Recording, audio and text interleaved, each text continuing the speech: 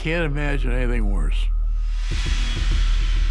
Somebody has taken one of your children and is threatening to kill them. When I opened the email, it scared the hell out of me. I found the ransom demand from the people who had taken Robert. We have Robert. If you hope to see him alive again, you must follow our instructions without deviation. Do not speak about this to anyone, including family. Tom had called me. He said, Pam, we have a problem. Robert was kidnapped. Why? Why would someone take Robert? My name is Robert Wiles, and I'm from Toledo, Ohio. Rob had a fierce love for life. My brother completely lit up when he was on the water or flying. He was most certainly an adventurer. He was very genuine. He was inspiring. Do not contact any authorities or private parties. I first realized something was wrong when my mom called me.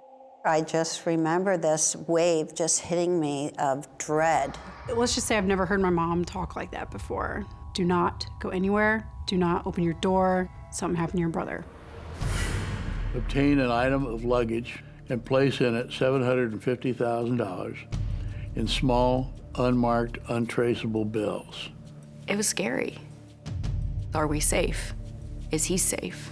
Who knows? These people could be coming after us, too. And ship it to your Lakeland facility.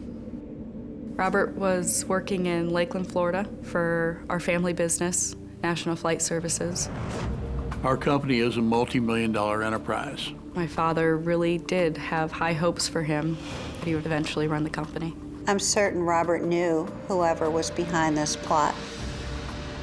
This must be completed by the evening of the 8th. No excuses, no exceptions.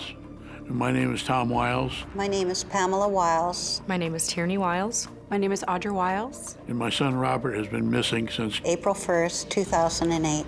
Remember, we are watching everything, and if you think you can outsmart us, it will cost your son his life.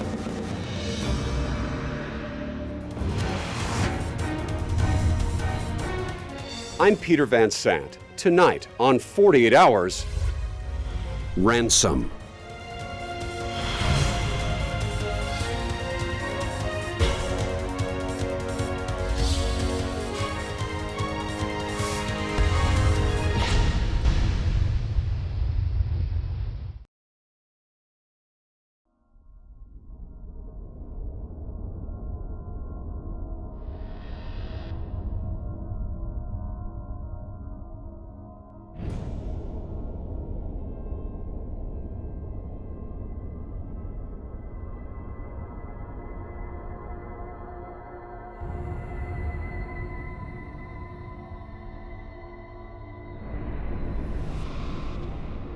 When Tom Wiles first learned that his son Robert had been kidnapped, he had only one objective: get Robert back alive, no matter what the cost. We've got to find a way to find him and rescue him.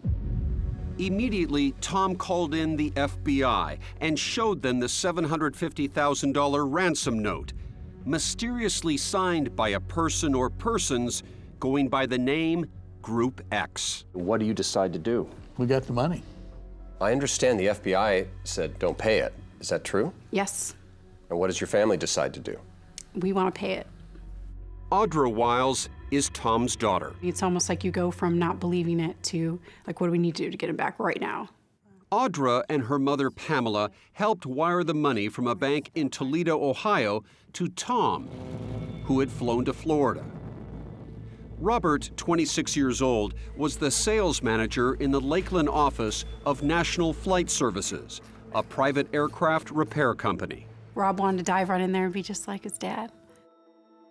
So he's always had an interest in the aviation business.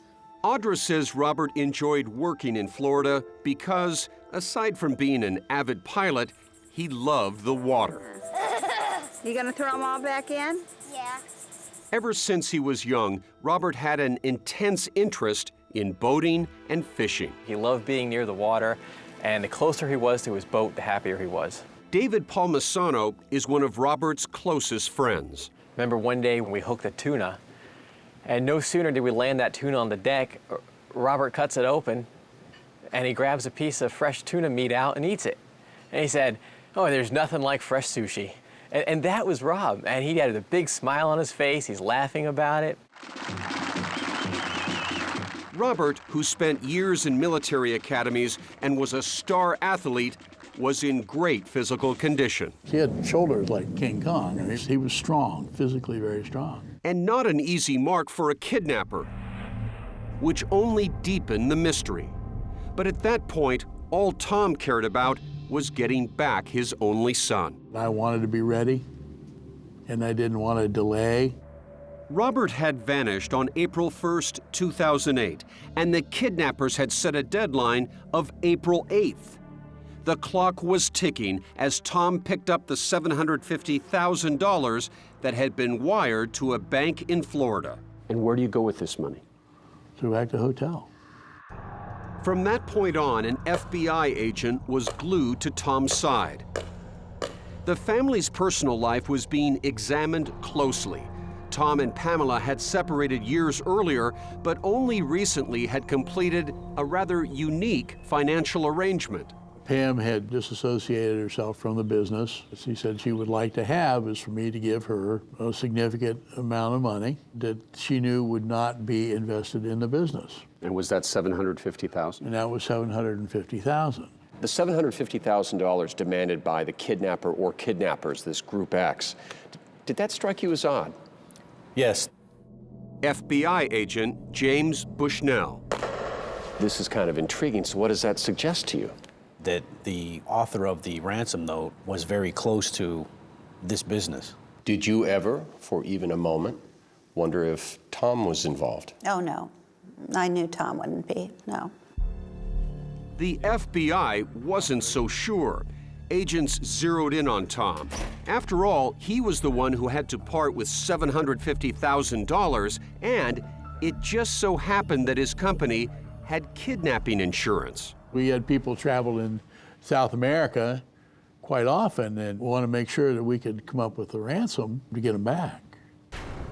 But the FBI could not ignore the possibility that family members, including Robert, were involved in a conspiracy.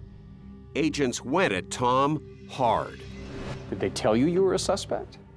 They treated me like one. I was grilled a number of times.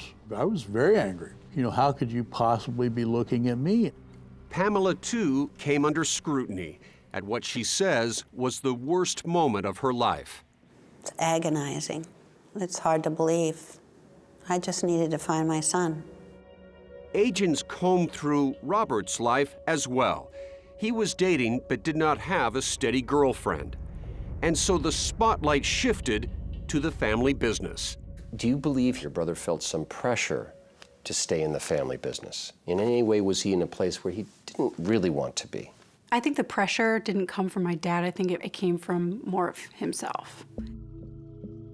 Because he loved his father, my father. Come on, let's pull it up. Great man. And no child wants to disappoint their parents. And even though my dad would never, ever, ever be disappointed if he decided not to stay. I saw him the Sunday before he disappeared. So just a few days? Just a few days. Tierney is the youngest of the Wiles' 3 children. Where do you think he was in his life at that moment? If I remember correctly, he seemed a little stressed, but he was still in good spirits. In fact, Robert had told his friend David that he'd recently become frustrated at work. He voluntarily opened up to me what was happening at work, something he'd never done before. And he'd mentioned he was having some personnel conflicts. The FBI began looking at every current employee and some former ones. Tell me about Steve Lindsay. He was a Georgia boy, had a gift of gab, was a good old boy. He was a good mechanic, had a drinking problem. But if you met Steve Lindsay, you'd like him. But when Steve's drinking got out of hand, Tom fired him. Can't have that. This business is intolerant of alcohol and drug use. Just a month before the disappearance, Steve had begged Tom to give him his job back, to no avail. He was pretty desperate. He was. There was no doubt about it. He needed a job. Agents were being pulled in every direction. But there was one immediate concern: the ransom deadline. The time had come to make the payoff.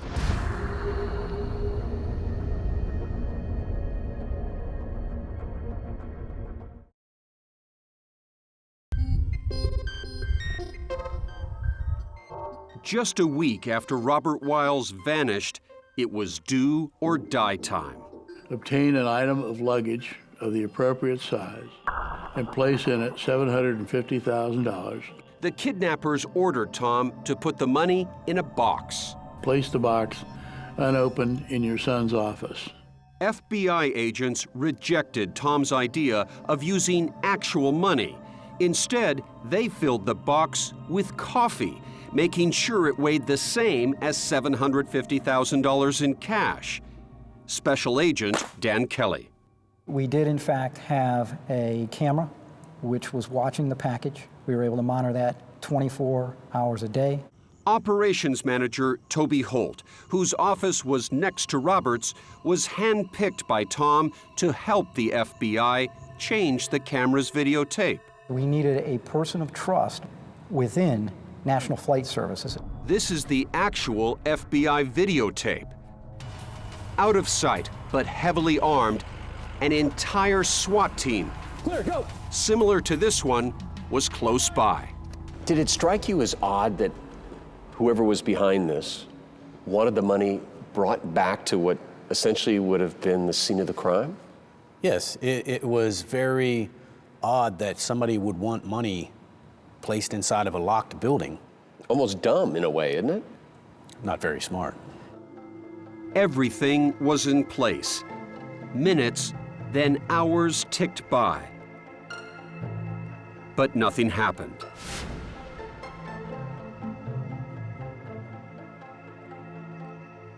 Days passed without a word from the kidnappers. What was this doing to the family? It affected all of us very differently. I couldn't be the mother that I wanted to be because my priority was Robert at the time. To be honest, I felt a little neglected. Robert's sister, Tierney Wiles. The repercussions left me in a pretty dark place my senior year of high school. The Wiles had always been a loving family. There's Mom and T. Cut her. Now, that reality was shattered. It's kind of like removing a single piece from the puzzle. It's Robert being gone. He was the glue. He wanted to keep us together. And he would hate this. My mom and my dad kind of split off and went to Florida to go search for Rob. And then my sister and I were kind of left behind. Tom and Pamela were determined to try everything. Help us get our son back. Even going on national television and offering a $250,000 reward for any tips that led to Robert's whereabouts. We had several calls from psychics who pointed us in all kinds of different directions. This guy called me in the middle of the night. The psychic called me in the middle of the night and he said, I know where Robert is. The caller described a swampy area and said Robert was buried there in a shallow grave. We chartered a helicopter the next morning, went out there. We're talking to this guy on a cell phone in a helicopter, and he says, look for a backhoe, an abandoned backhoe. Son of a gun, there's an abandoned backhoe. Wow, this is for real. Not quite. The information was later found to be bogus. Deep inside, I felt Robert was dead. But I think as a mom, you just can't give up on your kids. Was there a chance that Robert could still be alive? Well, there was a tip that came in from Robert's barber, Janie Beard. When I first heard he was missing, I said, oh my God, he actually did that? I can't believe he had the guts to go ahead and kidnap himself. Janie told FBI agents that she could not recall the exact date of the conversation. He was frustrated with his life, and I said, well, there's other jobs you could do. What do you want to do? And then he told me about the fishing and the captain of the boat. Janie said that Robert had learned that his father carried a kidnapping insurance policy and that Robert seemed intrigued. He said, I could do that. I've got some plans laid out for it. The last thing he told me when he left, he turned around with a solemn face and says, please don't tell anybody. I told you all this.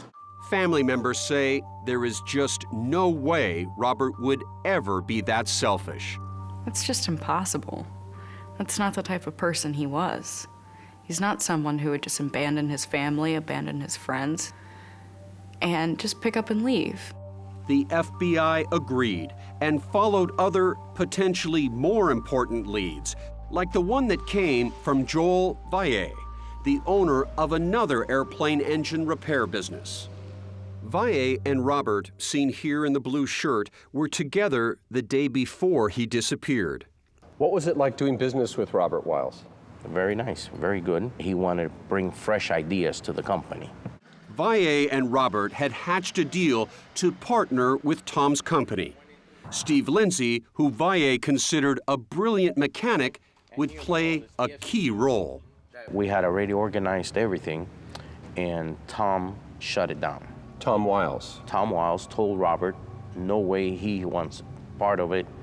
As long as Steve is involved, he doesn't want any part of it. Remember, years before, Tom had fired Lindsay because of his alcoholism. That was his last hope, his last chance to make something of himself. It was left to Valle to give Lindsay, who was dead broke and desperate for money, the devastating news. It's like the world just caved in on him. And he just got this face of anger. I mean, the rage in his face and his eyes. He said, you know, Tom is gonna know who I am. You know, he'll pay for this one.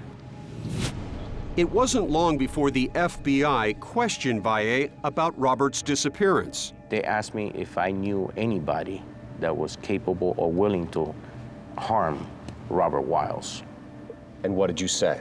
I said, Steve Lindsay, go and talk to him. And they start calling him. He does not answer. And the FBI, on the radio, it comes out, he's on the run. I just say, wow. Not only had Robert Wiles disappeared, but Steve Lindsay had vanished too.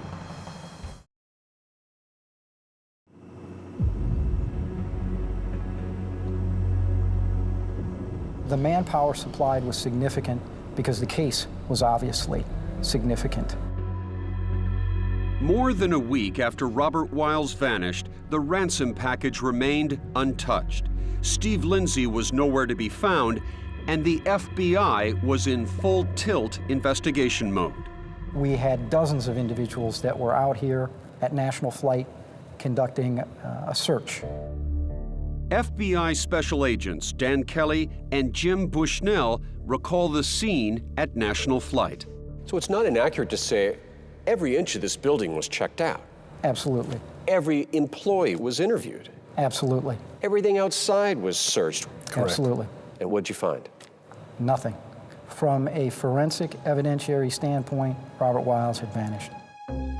Desperate for any real leads, agents first get detailed call records of Robert's cell phone. By tracking the cell towers his calls hit, they figure they'll know the route the phone itself and presumably Robert was traveling. We were able to issue a subpoena on the Florida Turnpike Authority and obtain video of the various toll booths on the Polk Parkway. The hope, if Robert's phone was used while on that nearby road, perhaps Robert could be seen on the video. Agent Bushnell explains what happened next. Tom Wiles was taken to the Lakeland Police Department where they were able to view the videotape. And they said, do you recognize any of those cars? And I said, that's Toby Holt's car, or one just like it. Toby Holt, the 42-year-old operations manager at National Flight and the FBI's point man chosen by Tom Wiles himself. Toby Holt is passing through the toll plaza. His arms are in a fashion like this. Which suggested what to you? That he is talking on the phone. But curiously, when investigators got hold of Toby's cell phone records, they showed his phone was not in use as he went through the tolls. That was enough to pique the FBI's interest. I requested that Holt come into our offices for further interview on April the 10th. He willingly came in, without a lawyer, for what turned into hours of questioning. They wanted to know, where was he the night Robert disappeared? He indicated that he left National Flight at approximately 6:30 p.m. that evening. He went to Hooters, and then he subsequently had dinner at Outback Steakhouse on South Florida Avenue. But the FBI found no proof whatsoever. For more than 4 hours that night, Toby's exact whereabouts were unsubstantiated. The FBI asked to search his car.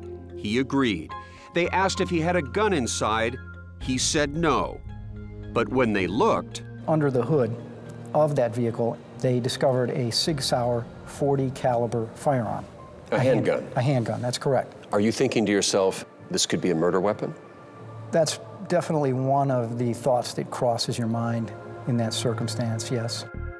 Toby said at first he was scared to admit he had a gun.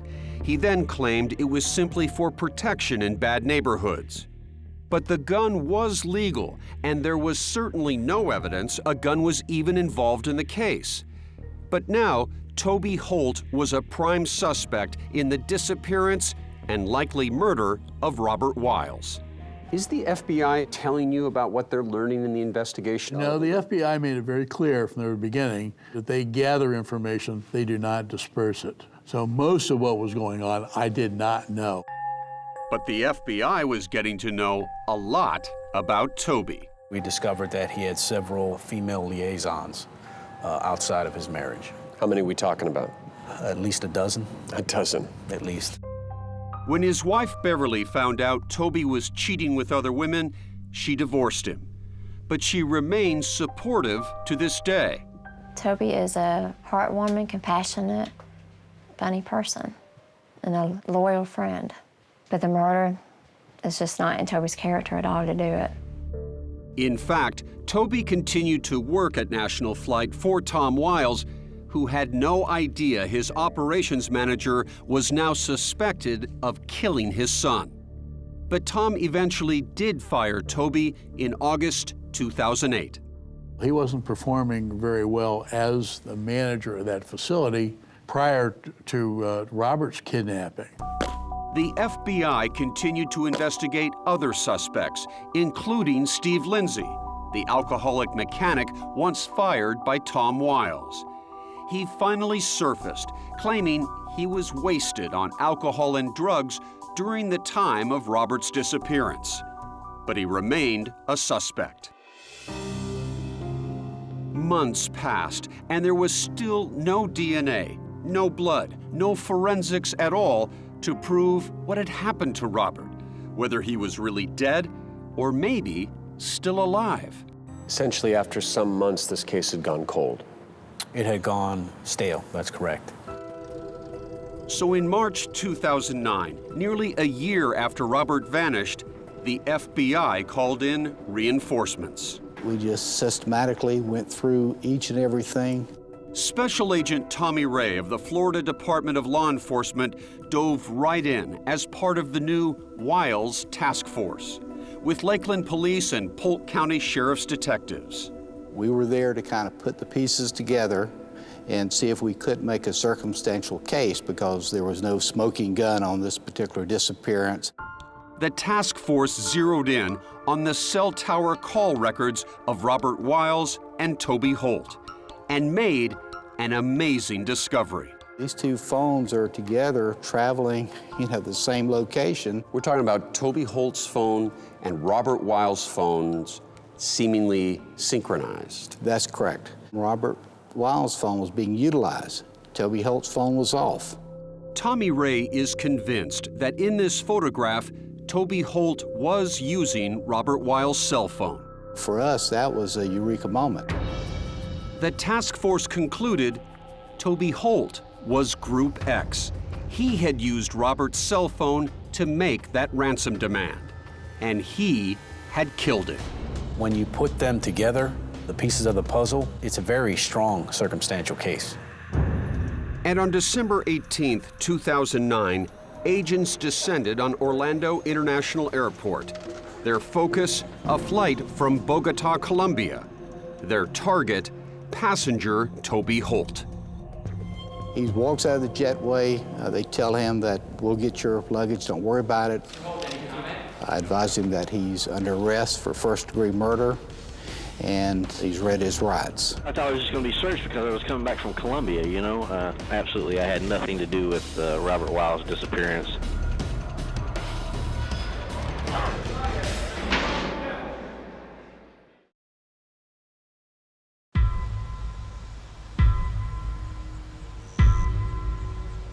For more than 2 years, Stobart Holt, known as Toby, has been locked inside this Florida jail. Indicted for extortion, kidnapping, and the murder of 26-year-old Robert Wiles. No, I did not participate in any kidnapping of Robert Wiles. Toby Holt has agreed to speak with 48 Hours, but it will be under unusual circumstances. Holt will be in this jail, I will be in a separate building, and we will communicate with each other through remote television cameras and monitors. Toby, did you murder Robert Wiles? Absolutely not. I did not murder Robert Wiles. You did not harm him in any way? Absolutely not. I had nothing absolutely against Robert Wiles or his family. And there's Robert, our 11-year-old. Robert's mother, Pamela Wiles, believes Toby Holt is her son's killer. When I listen to Toby talk, I just don't take anything he says seriously. I think he's a sociopath.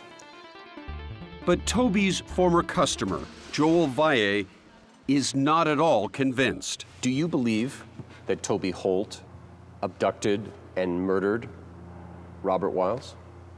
I still don't believe that. He doesn't fit the motives. There's nothing there.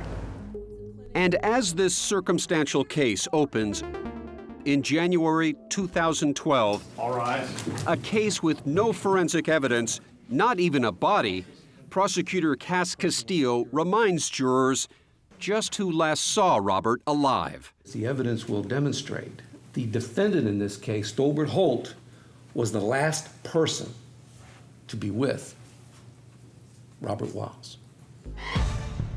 Castillo says the two men did not get along and repeatedly clashed over business deals.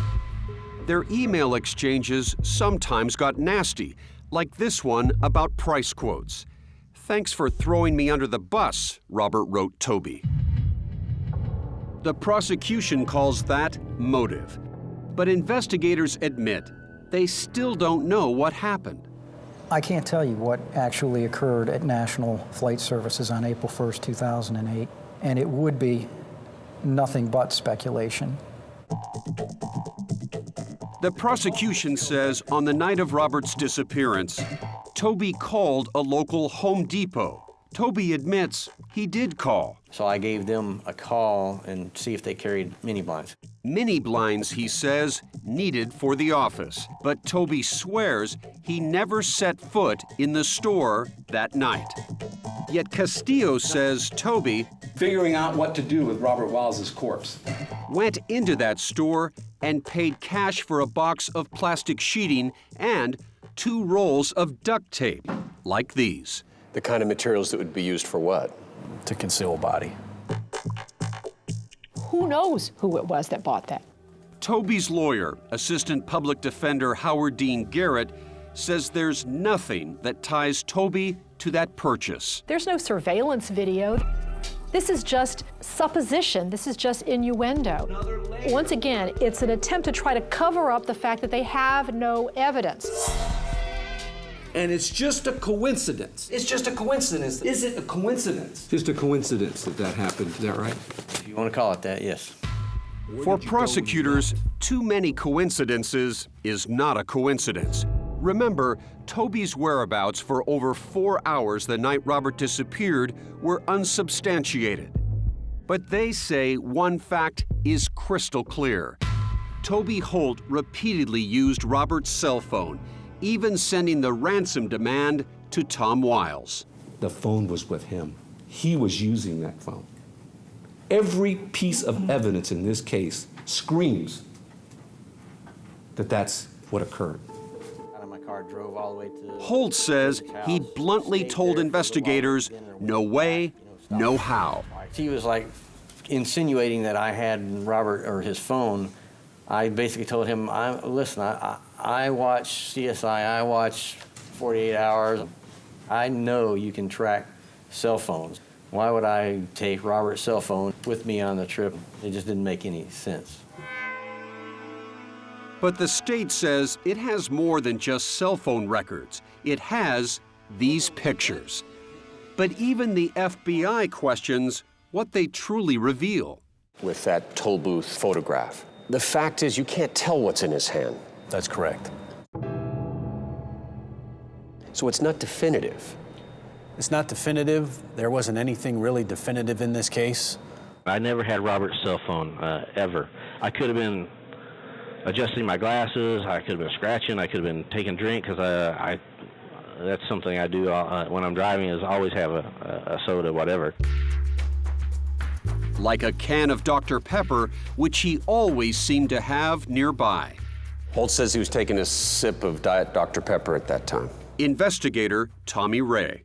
Well, unless he was pouring it into his right ear, that's impossible. If you're like Toby Holt or millions of other Americans, when the car slows down, then you can take a drink and look up. Now, when you left Robert on April 1st, 2008, where was he physically? He was in his office. Did you see or talk to him again? No, I did not. Do you know what happened to him? No, I do not. Did you kill him? No, I did not.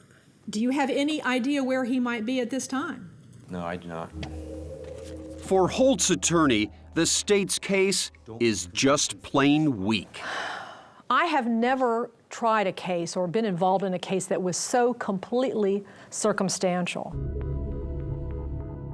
It's remarkable that the quality of the evidence is so elusive.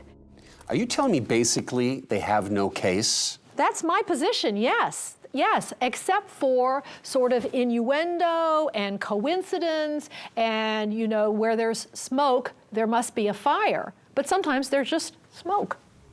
And her defense points squarely at Steve Lindsay, the alcoholic engine mechanic furious at Tom Wiles for firing him. Steve Lindsay said he would like to break a chair across Tom Wiles' back and breech load the splinters. That's how Steve Lindsay felt about Tom Wiles. I think the motive is much greater for Steve Lindsay. So does Joel Valle, who heard Lindsay threaten to get Tom Wiles. He's trying to hurt Tom as much as he can. What's the best way to hurt him? Through his son. But Steve Lindsay isn't there to clear up the mystery. In the midst of the Wiles Task Force investigation in 2009, he died of lung cancer. And as for friction at the office as a motive for Robert's murder, Toby's lawyer calls that ridiculous. If you apply that same level of problems in the workplace, well, of course, I'd like to suggest that half of the United States would be dead, and the other half would have killed them, because that's taking place in every workplace in the United States. After more than 75 witnesses, over 200 pieces of evidence, and 2 weeks of trial, the case is about to be decided. The honest truth is there's no conclusive proof of anything. Where is Robert Wiles? How did he die if indeed he's dead? Where is his body? What was the mechanism? Where did it take place? How did he get from National Flight to wherever he is? These are so many unanswered questions, and I think this is what reasonable doubt is all about. More than reasonable doubt, it's just a mystery. Let's say goodbye to the camera. Say goodbye, Mama. Bye.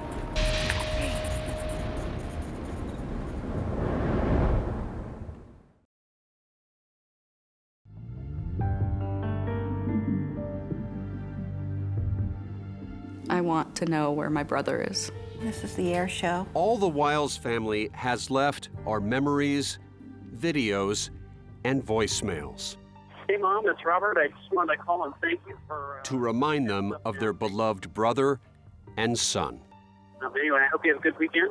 Happy Easter, and I'll talk to you later. I'd give anything to hear him again, just to touch him again.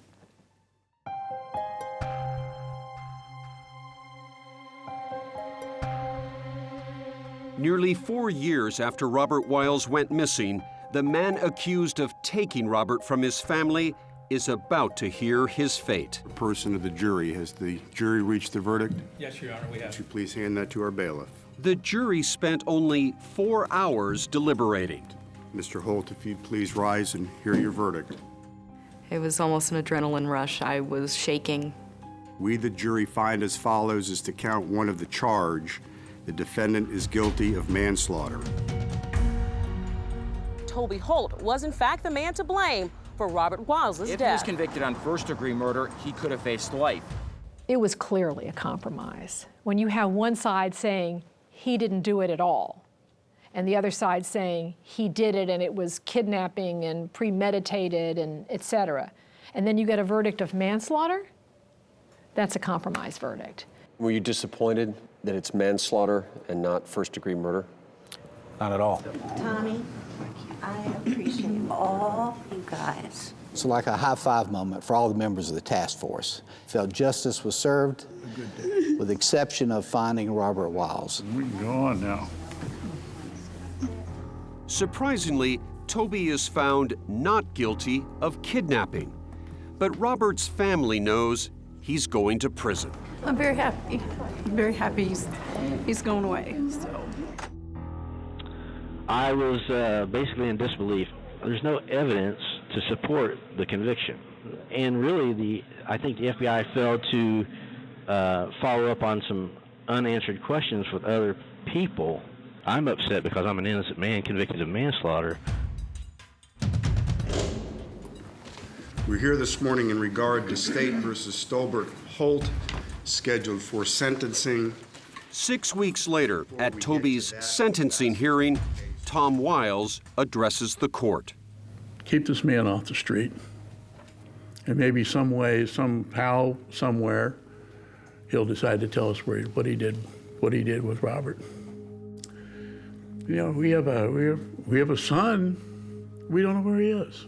We want to bring him home. I want to know where my son is. I'm sorry, I'm not doing very well. Then it was Toby's turn to speak. Thank you, Your Honor. As everyone else's does, my heart goes out to the Wiles family. I still maintain my innocence. I have from the beginning. They're probably hoping that I'm going to tell them where to find Robert, and I just do not have that information. He knows what happened to my brother. Why doesn't he just come out and say it? Like, why don't you just tell us? You know, just tell us. What's it going to hurt anybody? You're already done. The Wiles family isn't buying Toby's story, and neither is Judge Donald Jacobson. A young man, Robert Wiles, is dead as a result of the actions of Mr. Holt, what appears to be, in my mind, a failed attempt at an extortion. Toby is sentenced to a total of 30 years in prison for manslaughter and extortion. His ex-wife, Beverly. Toby didn't do this. I know he didn't do this. To be taken away just because he had affairs and he can't account for an alibi, I think is just ridiculous. Toby would never, ever take a life. Despite Toby's conviction, Robert's mother still has unanswered questions. I can't imagine just one person being a part of this. I believe there was a plot. Right now it's a mystery a mystery to be solved. With Robert's body not yet found, no remains yet buried, no memorial service yet held, right across from me is my father, Tom Wiles. one yearning never dies. Do I hope every day that he's still alive? Absolutely. I'd give everything I have. Everything I could borrow or steal or anything else to get him back. You have no idea how awesome it would be if he just walked through the door. We would all lose it. Oh my gosh. Give anything for that to happen. Do you ever dream of your brother? Yes, all the time. One of my favorite ones is of him taking me out on the boat. And he's smiling. He's so happy in my dreams. That's what gets me through, because I know that wherever he is, he's happy.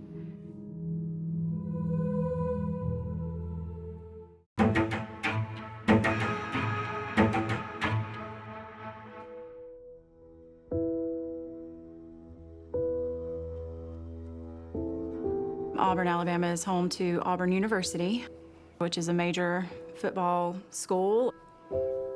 In a college town, it happens that students sometimes may go off and, they may be missing for a little while, but they come back. Lori was a student at Auburn University, and she had recently graduated. June 10th, 2006, which is the fateful day in Lori's life. We were gonna have drinks at my house. We were gonna have rum runners, I believe, and watch a movie and just kind of hang out, do girl time.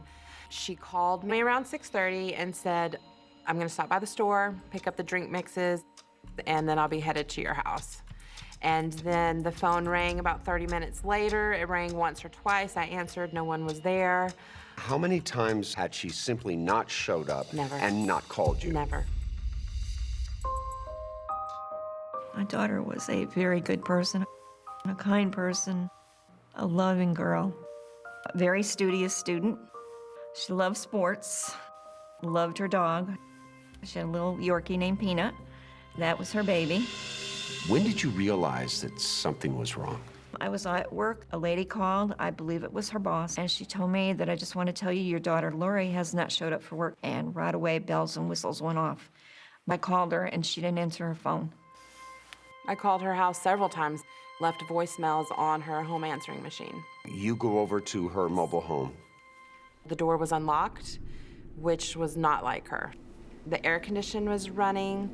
Her dog, Peanut, was in the crate.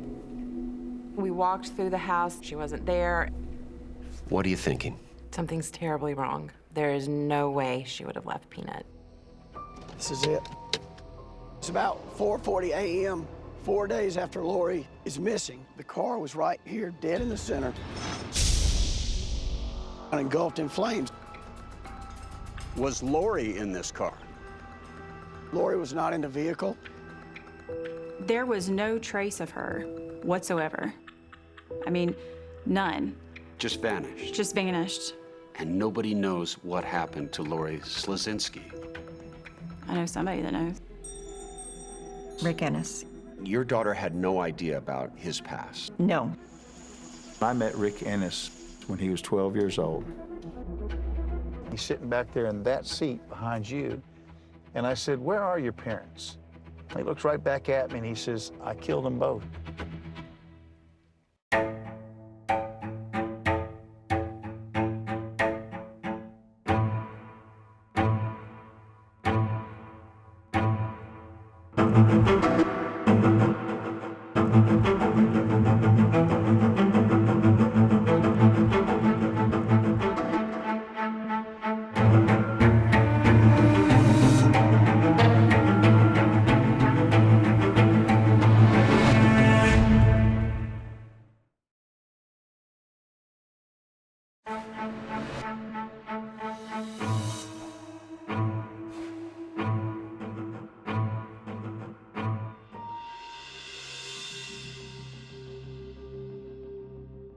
I can still see her smile.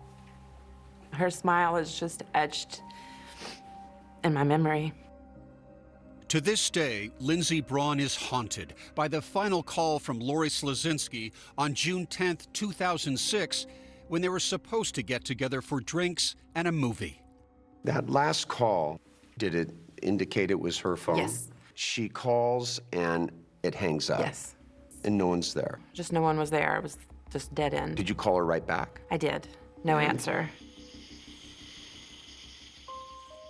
Lori and Lindsey became fast friends when they met junior year at Auburn University in 2002. I remember the day I met her, we just kind of immediately clicked. I could just tell that she was a warm person, very friendly, just outgoing, loving, all those good things. Lori's family, her older brother Paul, and their parents, Arlene and Casey, were actually from New York State. They headed south to rural Alabama farm country when Lori was 13 years old. She loved animals. We always had animals in our house. Lori's mother, Arlene. A very studious student. She was a good girl. When she enrolled in nearby Auburn University, her parents bought Lori a mobile home to live off campus in a manicured trailer park popular with students. So from valedictorian of her high school class, was it tough for you to see your baby girl leave the house and head off to university? Oh, yeah, it was very tough. I called her every day. She's like, Mom, this has got to stop. I was like, but you're my baby and I worry about you. Just don't worry about me, I'm fine. Lori majored in psychology and minored in criminal justice. She graduated with honors. There she is with Mom and Dad. She looks so happy there. She was over the moon happy. After graduation, Lori and Lindsey started working together at a local mental health facility. Did you sense that she had any enemy in this world? No. The day that Lori disappeared, June 10th, 2006, was anyone with Lori that day? Rick was at her house. Rick was Daryl Richard Ennis. When I had spoken to her, he was in the background. Lori got to know Rick back when she was still a student. She hung out at the local bowling alley where he worked. I didn't know much about him at all, except he was her friend. Arlene says just before Christmas in 2005, Lori asked if Rick could join them. She asked me, she said, Mom, he has no family. Can I invite him? She kind of, felt bad that he was going to spend Christmas alone. He was friendly, very polite. Lindsey says Lori often spent time with Rick, so she wasn't surprised that he had been at Lori's home the day she disappeared. They were friends, so I wasn't concerned. But now you're at home, yes, waiting for Lori to come yes. over. And you went to bed that night thinking, I hope she's okay. But the next morning, Lindsey started to worry. I called her house several times, left voicemails on her home answering machine. Hey, Lori, checking on you. Are you okay? Where are you? You went to work on that Monday, right? Yeah. She wasn't there. In my mind, something's wrong. I had Rick's number, so I did text him and ask, have you seen Lori? Where is she? I'm worried about her. His conversation back was, no, I haven't, and I'm worried now, too. When Lori didn't show up at work a second day, that's when Lindsey headed to Lori's home. No one answered. And found her dog Peanut in his crate. I'm an animal lover, so the very first thing I did was let the dog out. That's when she noticed something else strange. Lori was missing 3 days, but the crate was spotless, and Peanut seemed happy and appeared to be well fed, as though someone had taken care of him. And there was more. One thing I remember about Peanut is he wouldn't walk on tile, so she had these rugs in her kitchen, and he would hop on the rugs, and the rugs were gone. I noticed that immediately. Her outside trash can was missing. She had one that she had like yard tools in, and the answering machine had actually been unplugged, so those messages were not there. By this time, Lori's mother heard that she hadn't been showing up at work. I have got to go to Auburn and see what's going on, where she is, because I called her and she didn't answer her phone. She headed off on an agonizing drive, calling her husband and alerting the police, finally arriving at her daughter's home. And when the police got there, what was their attitude? Well, they were like, she's got to be missing 48 hours, and they didn't really make a big deal out of it. they wanted to just think she ran away. Lori's parents could only wait for Lori to walk through the door or call. And finally, the phone rang late that afternoon. But Arlene says it wasn't Lori, it was her friend, Rick Ennis. He said that Lori had gone to make a big drug deal. What? Yes. And I was like, there ain't no way. My daughter would not do anything like that. Did you tell the police what he told you? I didn't. Rick told them. And the police came to the trailer, banging on the door, and they raided the mobile home, and they found nothing. Then, just before dawn, that's when Lori Slazinski's missing car suddenly exploded into a fireball on a desolate dead end outside a construction site. The feelings were just unbelievable of fear and knowing something really bad has happened. Who would set her car on fire? Exactly. And why?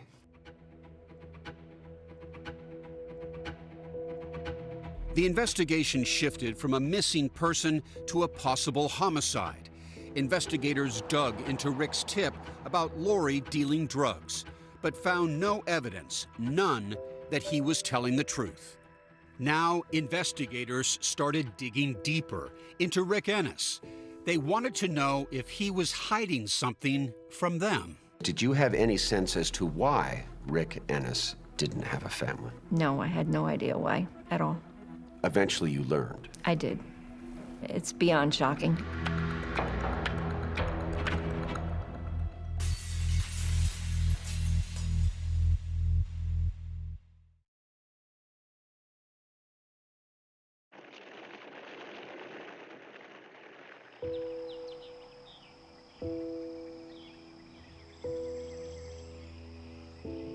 This is my daughter Lori's trailer. And do you go into that trailer from time to time just to connect with her? I do. Just go in there and think about the happier times. This room, besides the memories, is also a solemn place because you believe some horrors went on in this room, correct? Yes. In the early days of the investigation, back in 2006, Arlene says she became suspicious of Rick Ennis when he told her that the night Lori disappeared, she had gone out to make a drug deal. And why would he be doing that, do you think? I think to take the heat off of him. I was thinking this guy is lying through his teeth. Police suspected the same, but without direct evidence linking Rick Ennis to Lori's disappearance, police could not make an arrest, and the case quickly went cold. Did Rick Ennis stick around town? He was there for a couple of days, but within a week, after his third interview, he left town. He never came back to Auburn again. In 2016, 10 years after Lori disappeared, Mark Whitaker, a special agent with the Alabama State Bureau of Investigation, started a cold case unit. He chose the disappearance of Lori Slazinski as his first case. Any estimate how many murder cases you've been involved with in your career? Probably about 100. Where does this one rank in terms of fascination for you as an investigator? It's number one. It was a very difficult case because there was no body. We don't know exactly what happened. And we don't know where she is. But it didn't take long for Rick Ennis to become Whitaker's prime suspect. We couldn't eliminate him. His inconsistencies in his statements made no sense whatsoever. We knew Lori was not a drug dealer. I mean, she vanished off the face of the earth when he's the last one to ever see her. And when police spoke to Rick hours after Lori was reported missing, they noticed these scratches on his hands and arms. Right here, that is a thumbprint where somebody's digging in there. She's fighting for her life and doing everything she can to get away from him. In Rick's car, there were handcuffs, this knife, and cleaning supplies. And they soon learned something startling about Rick's past. Turned into one of the most bizarre cases I've ever been associated with. Former Alabama State Trooper John Clark. I was patrolling this county when I got a call. It was March 5th, 1993. The call from dispatch said a car had gone off this very highway and struck a fence. And as my headlights take in the curve, I see it looks like a young boy with a backpack. It's a 12-year-old, Rick Ennis, and he admits he had been driving the car. Clark searches his backpack. The first thing I pull out is a kitchen knife about that long. There's some 12 gauge and some 22 caliber loose ammunition in the bottom of the bag. He's sitting back there in that seat behind you. And I said, "Where are your parents?" He looks right back at me and he says, "I killed them both." I killed them both. I killed them both. No tears, no emotion, nothing. Clark then radioed for local police to get over to Ennis's home. State troopers working a wreck involving a 12-year-old. At the time, a show called MPD, the television series, was following the officers. The boy's telling them that they've killed his daddy and mama. Cameras entered the home of Rick's mother and stepfather. On the floor of a bedroom are two dead bodies. There's pieces of a baseball bat in the bedroom that has quite a bit of blood on it. Rick's own mother, Dolly Flowers, was shot in the face and then beaten to death with this baseball bat. Rick told investigators he covered her face with a velvet blanket and placed a rose on her chest. Blood splatters on the walls, blood splatters on the door. Rick's stepfather, Eddie Joe Flowers, was known as Elvis for his sideburns and colorful personality. Rick shot him in the face using this shotgun. Rick told cops he was mad that his parents planned to move. He said he didn't want to leave his school. For 2 days, investigators believe he lived with their bodies while continuing to go to school. Investigators say they found what they describe as Ennis's to-do list that included killing his 3 stepsisters. So he wanted to kill all 3 of you? Oh, yeah. I feel very blessed to be here and not to be one of his victims. Donna Furr, Angela Flowers, and Tina Sexton are all Eddie's daughters. Tina was 20 when her dad was murdered. It's changed everything. My dad was my world. I'm never getting to see him again. The sisters say Dolly was a sweet, outgoing woman who met their father in church. Rick was the polar opposite. Every time I would go and visit my dad and Dolly, he would go into his bedroom and close himself off. He'd come out and eat, and then he'd go back in his room. What is the longest conversation you ever had with him? 5 seconds, maybe. He didn't talk to nobody. What did your father think of Rick? He just said, he's just a little different than y'all were when y'all were coming up. He just thought that they were in a new relationship and, you know, that he would outgrow it and things would get better over time. But just 10 months after they married, the happy couple were dead. He was 12 years old and had murdered 2 people, brutally murdered them. At age 12, Rick Ennis couldn't be tried as an adult. He spent 9 years in juvenile detention in Alabama and was released after he turned 21. It was now up to Agent Whitaker and his team to determine whether Rick Ennis had murdered again. Should juveniles convicted of murder get a second chance? Chat now with the 48 Hours team on Facebook and Twitter.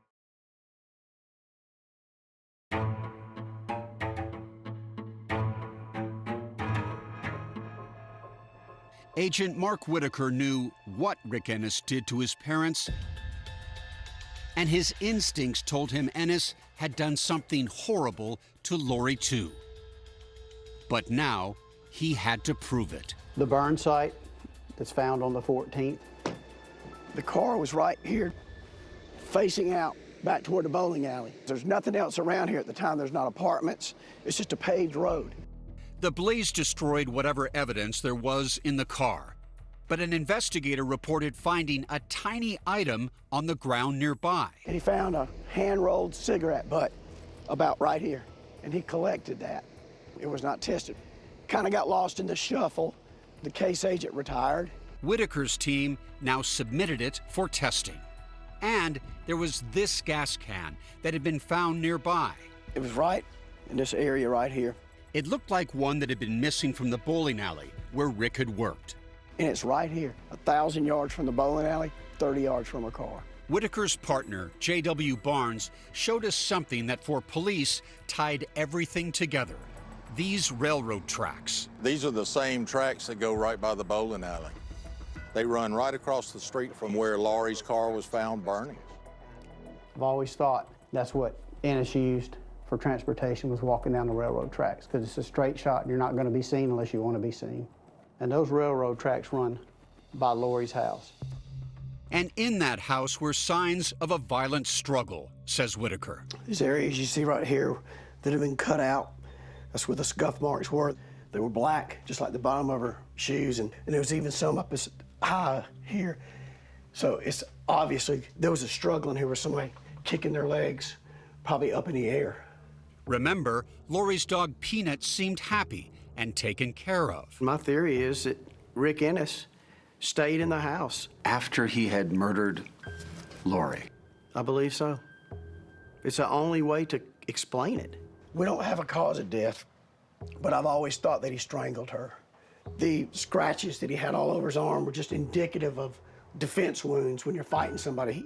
Whitaker says the phone in the corner of the bedroom was missing its cord. And it was a long cord, and it ran all the way through the room. And what do you think that cord was used for? I think it was used to bound her. To tie her up? Yes, sir. Could it have been used to strangle her? Sure. That phone cord was missing. That's not the only thing that was missing. There were those 3 rugs in the kitchen. They were kind of strategically put out so that Peanut, Laurie's dog, could hop through the linoleum and be back on carpet. The rugs turned up, he says, a few years later. Ennis had a former roommate who reached out to law enforcement and told them, hey, there's this guy left behind 3 rugs. Peter, I want to show you something else. Laurie had a table set up about right here. And on this table, days before Laurie went missing, a love letter was left here for her from Rick. People who knew Laurie said Ennis wanted to be more than just a friend. Police say Ennis told a buddy that Laurie rejected him. And he was devastated by that. So do you believe this rejection may have been a motive for murder? I think that's what sent him over the edge. I absolutely do. Despite the mounting evidence, Agent Whitaker still needed something more that tied Ennis directly to the crime scene. As far as I'm concerned, he is investigating this case like Laurie is his own daughter. I mean, he has a picture of Laurie in his house. I've had it in my closet. It would make me think about her every day when I was getting ready for work. When I would put my ties on, I would just remember what I was supposed to be doing every single day. And then... It's like 1 o'clock in the morning, and J.W. calls me. J.W. Barnes found exactly what they needed in the case files, collecting dust for 10 years. He goes, I just found a report that was in an envelope that hadn't been opened. Whitaker could hardly believe it. When Laurie disappeared in 2006, police collected evidence from her trailer. But by the time the results came in, no one followed up. The report contained critical evidence. Rick's DNA was identified in semen found on Laurie's bedsheet and in blood on the interior of the front door. And it turned out his blood was also found on one of the rugs investigators say were in Laurie's kitchen. So you got his blood on a rug here. You've got his semen back there. You got his blood on a door. Most people's blood is not inside somebody else's home unless something really bad had happened. 12 years after Laurie disappeared, there was now enough evidence to charge Rick Ennis with her murder. But by this time, Rick Ennis was happily engaged to school librarian Elena Atkinson and living 500 miles away in Virginia. He was designing and building portable living structures called yurts for Sharon Morley's company. Morley liked Ennis from the moment they met. He was just so open and friendly and had a great sense of humor. But on August 6, 2018, Rick's birthday, Morley saw a task force of lawmen arrive. Walking out of the woods, they were hiding behind trees, they had the place surrounded. It was a highlight of my career to make the phone call to Arlene and Casey Slasinski that morning to tell them that we just took Rick Ennis in custody for Lori's murder. Was this kind of a bittersweet moment for you? Most definitely, yes. I guess psychologically, I never accepted the fact that she really was gone. And I cried big time. Later that month, Ennis appeared before an Alabama judge, with Lori's parents facing him. I guess he kind of seemed surprised that we were there. What did you want him to know? That we finally got you. You're not going to get away with this. News of Ennis's arrest quickly spread. I read it, and I'm like thinking to myself, it's Rick. Terry Booth says he was friends with Rick and suddenly remembered a conversation he had with him years earlier at a bar when he asked him why he left Alabama. What did he say? He just mainly said I had to get rid of a and I'm thinking, oh, this guy's just messing around with me. But that changed when he learned of Rick's arrest. And it was real. He wasn't joking. I couldn't sleep the whole night. He called Whitaker's task force. And it was just unbelievable what Ennis had told him. But the most explosive news of all came later, and incredibly, while Whitaker was with Ennis at another court hearing. An investigator from Auburn PD comes up to me and tells me, "You're not going to believe this. The hand-rolled cigarette butt next to the car has his DNA on it." I wanted to do a somersault in the courtroom, but I couldn't. Everyone now was prepared to go to trial. But the courts quickly ground to a halt because of the pandemic. And Arlene Slasinski suffered more losses. First, her son to cancer, and then her husband, Casey, to COVID. I had to call him. I think you better come. When I got there, he was gone.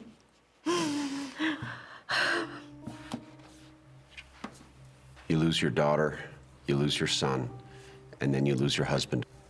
How do you go on with all this? I guess my faith, my friends, family. And I just did not want to die not knowing what happened to my daughter or seeing justice being done. But Rick Ennis was determined to prove police had it all wrong. And he wasn't the only one fighting to prove his innocence. They have the wrong person. There's no way. His fiancée, Elena Atkinson. Do you believe Rick had anything to do with Lori's disappearance, with her death? No, I do not. Not only do I believe Rick is innocent, I believe that he would have given his life for Lori if he had been there. That's the kind of person he is. And she believes that despite the fact that she knows Rick murdered his mother and stepfather when he was 12. People would wonder, why is it hard for you to believe that he could kill again? She says Rick told her something about what happened with his mother, something that convinced her he had nothing to do with what happened to Lori.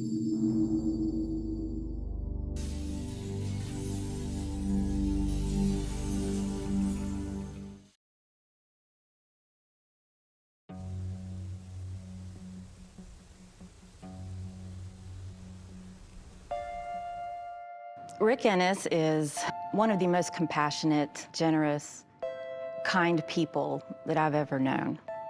Elena Atkinson has been in love with Rick Ennis for 4 years. I love his intelligence. I always joke with him and tell him I fell in love with his brain first.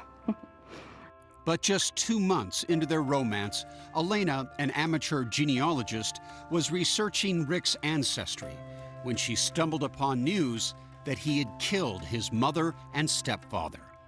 My first thought was, what in the world happened in his home life that pushed him to that point? Rick would tell her something she didn't see in any article. Rick, it's Peter Van Sant with 48 Hours. Reached by phone, Rick told us what he insists happened. I was molested by my mother. Rick says his mother sexually abused him, and he snapped. I exploded, and the result was that I took my mother's life, and then I took my stepmother's life. But remember, back then, he told authorities he killed his parents because he didn't want to move. I was deeply ashamed about my mother molesting me, and I had a really hard time talking about it. Still, we could find no evidence to corroborate Rick's abuse allegation. You know, Rick, I have to tell you, obviously, I have no idea what happened. A skeptic would say you've conveniently accused the mother that you murdered of molesting you when she can't defend herself. You understand how that's difficult for some to believe. Well, I mean, it's something that I worked through with a psychiatrist. What I did when I was 12 is the greatest regret of my life. Rick insists he's no longer that angry 12-year-old. Now 41, Rick Ennis would stand trial for yet another murder. I never murdered Lori Swinsky. She was a very close, dear friend of mine. I never would have hurt her. Prosecutor Jessica Ventieri is sure that is a lie. But at trial, she wouldn't be allowed to tell the jury anything about Rick's past. This is by far the most complicated case of my career. He becomes obsessed with her. Ventieri's first hurdle was convincing the jury that Lori was, in fact, dead. She called Lori's mother, Arlene, to the stand. Did she make contact with you after her brother died? No, ma'am. Have you ever received a birthday card? No, ma'am. A Mother's Day card? Have you ever heard from your daughter in any way since that Thursday before she disappeared? No, ma'am. Lindsey Braun was next, seemingly setting up a motive, telling the jury that Lori rejected Rick. She told me about a letter that he had written her. Was it a love letter? Yes. She told me that she wasn't interested in him that way. And Terry Booth would take the stand to recount that troubling remark he said Rick made. He had to strangle a bitch. That she was a white piece of trailer park trash. The district attorney built her case with testimony about the scuff marks on the wall and the blood in Lori's trailer, Rick's semen on her bed, and the cigarette butt, with Rick's DNA found near Lori's scorched car. But they've got problems with this evidence. But defense attorney William Watley claimed that hand-rolled cigarette was planted, arguing police could have taken it from Rick's home. That cigarette butt didn't come from Bernsey. The defense suggested Lori was responsible for her own disappearance. They portrayed her as a drug dealer. You knew that Lori had grown marijuana? Yes. Lindsey insisted, however, that it was only for Lori's personal use. For herself, so she didn't have to purchase any. But to drive home their points, Watley called Rick Ennis himself to the stand. Spent a lot of time with her. Rick insisted he had no reason to hurt Lori. Did you write a letter to Lori? Yes, sir, I did. I asked her if she wanted to date. It would have been a month or two before she went missing. I'm not certain. But even though she turned him down, Rick says they were still intimate. Now, did you ever have sex with Lori? Yes, sir. So what about what he said to Terry Booth? Ennis says it never happened. Did you ever go out drinking with Terry Booth? Yes, sir. Did you tell Terry Booth that you strangled someone? Yes, sir. Rick, I will show you some photographs here. And those rugs given to police by his former roommate, Rick claims they were not from Lori's trailer. Where did you get these rugs from? Target.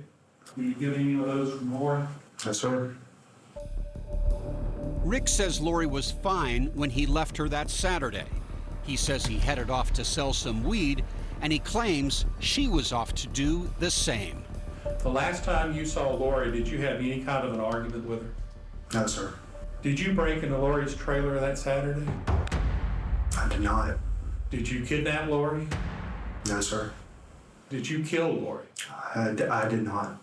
Did you burn Lori's car? No, sir. So what about the knife, handcuffs, and cleaning items in his car? Rick says it had nothing to do with Lori. He was moving things from his apartment. And those scratches on him, back in 2006, police say he had no explanation. But at the trial, he had an answer. I got them from playing with my dog. Ventieri barely made it to the podium to start her cross-examination. Is there anything else you'd like to blame on the dog?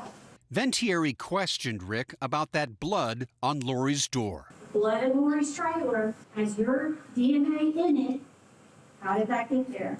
I have no idea. And the question Ventieri really wanted an answer for, she never got. Where did you dump Lori's body? I didn't dump Lori's body anywhere. Who did then? I have no idea. Both sides had their final chance to persuade the jury. Defense attorney Watley told the jurors there wasn't any evidence that a crime had even been committed. There's no evidence that Lori was kidnapped. There's no evidence that she was forcibly taken against her will. Ventieri attacked Rick's defense. The fact that they can sit there and say that their client told the truth about anything is laughable. This is a vouched man who was obsessed with women. Ventieri insisted that the volume of evidence against Rick Ennis was overwhelming, even if police still couldn't find Lori's remains. And she reminded the jury that Lori would never just take off. She would never, ever, ever leave Peanut Pond. Never. After 7 days of testimony, it was now up to the jury to decide. I'm terrified. I only get one shot at this. But you just never know what a jury's going to do. Do you believe Rick Ennis is a changed man? See more of the investigation into Lori's disappearance at 48hours.com.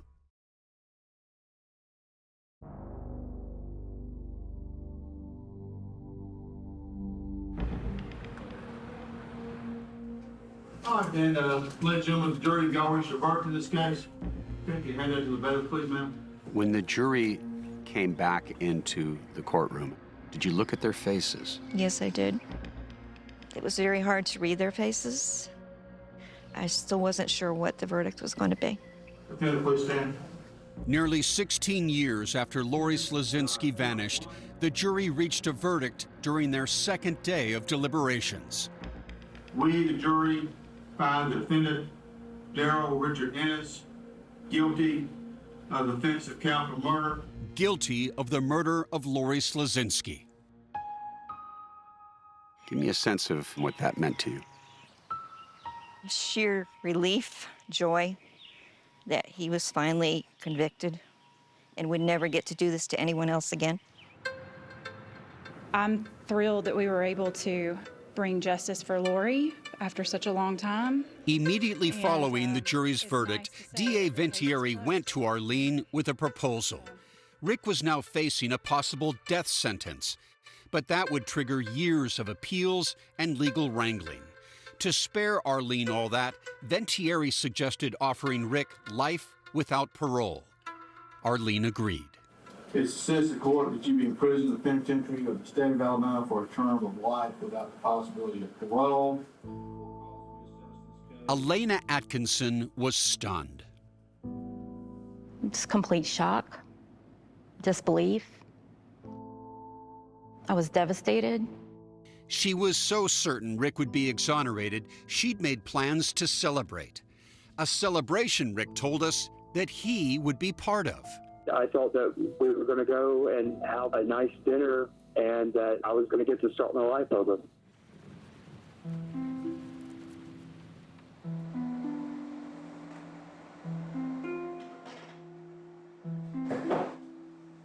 Arlene headed home to savor the bittersweet victory. After this verdict, did you have a conversation with Lori? I did.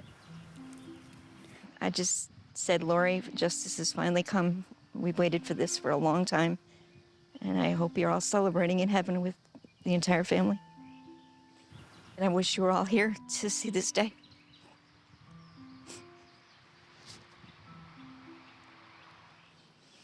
This tragic murder, the ripple effects across your family is just incredible.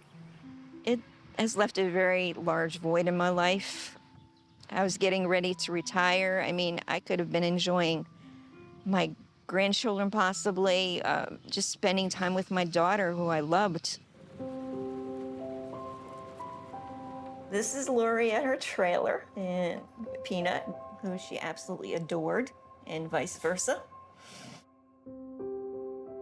We brought Peanut home with us, and he stayed with us till he was, I guess, about 16 years old, and he died. Every time we mentioned Lori's name, he would, I don't care where he was in the house, it was like he just heard her name and he'd run in there like, where is she? It just totally amazed me that he never forgot her, never. Did you ever think that 6 years ago we would be here today? With her husband and both her children gone, this tragic story has brought new friendships into Arlene's life. Mark Whitaker is my hero. Him and his wife are like family to me now.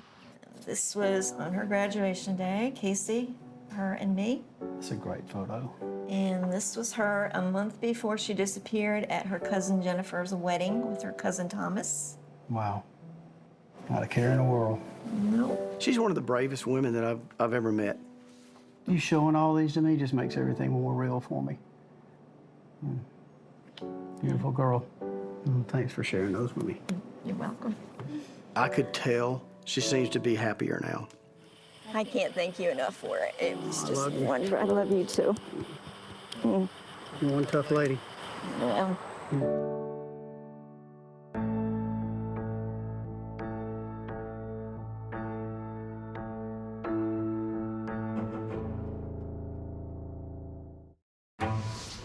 A wife and mother was said to have gone for a bike ride and never returned. The initial thought is kidnapping. She had used a spy pen to make secret recordings. It's like James Bond. Would they help solve the case? Nothing is what it seems. 48 Hours, Saturday on CBS.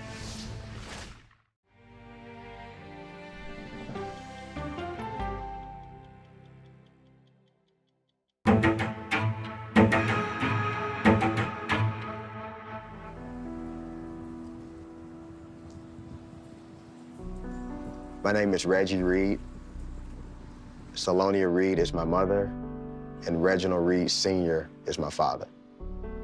My mother, she was the love of my life, my first love, and I was her everything. It was very rare I wasn't by her side. Take me back and tell me what you remember about that day. That day, we went to the mall. That's one of the things to do in Hammond, just go to the mall, even though if you're not buying anything, window shop, if you will. Went to the mall, came home, and my mom went out, and she never came home. My beeper went off, and it was Reginald. And he asked me, had I seen Salonia? And I said, no, not since yesterday. I was a patrol officer for the Hammond Police Department. I was dispatched to a missing persons call on Apple Street in Hammond, Louisiana. The complainant, Reginald Reed, explained to me that his wife had left home the night before and had not returned, and he was concerned and wanted to file a missing persons report. I had received a description of the car from Reginald. I started to drive up Range Road, and I noticed the car. Walked up to the car and noticed Salonia's body inside the car. It was very, very, very obvious that she was deceased. Salonia was 26 years old at the time. When I watched the crime scene video and saw Salonia's body in that car, immediately I was sad, I was mad. It was pretty apparent to me right away that whoever did this homicide hated this woman. So I called Reginald back. I says, Reginald, have you heard anything? He told me, he said, yes. He said they found her in her car. And he said that she was dead. And that was...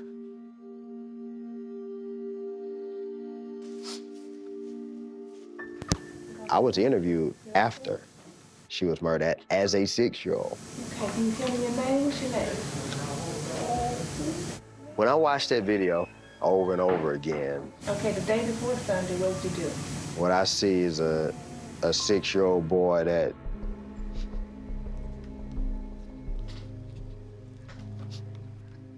life had been changed. He doesn't understand the magnitude of it yet.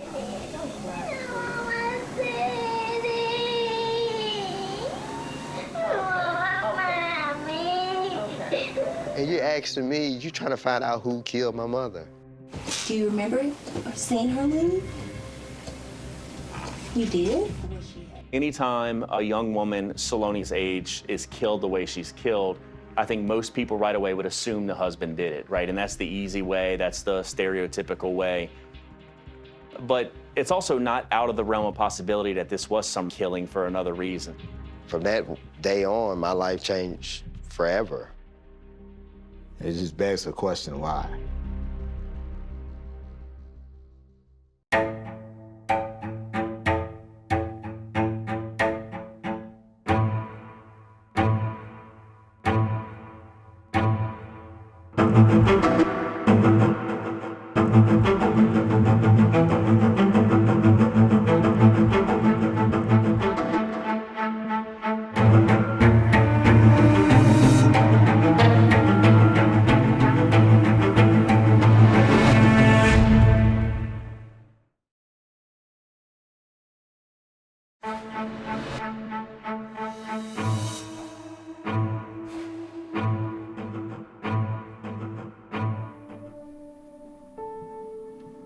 After my mother was murdered, things moved fast.